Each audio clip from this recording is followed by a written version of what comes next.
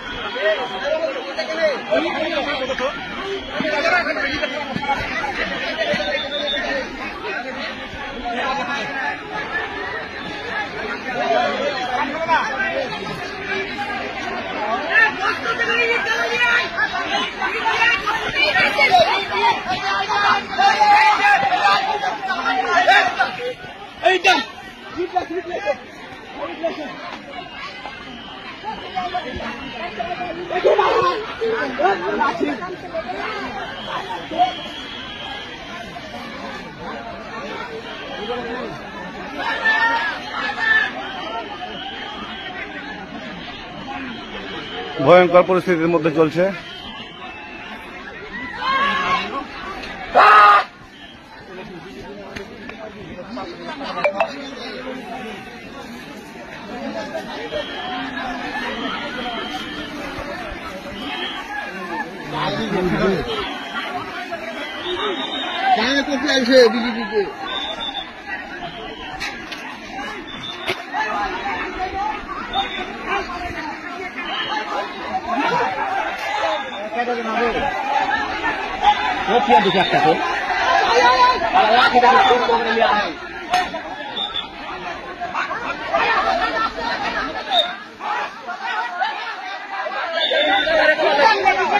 ভাই আপনারা ফোন তুলে গেতো আপনারা ফোন তুলে না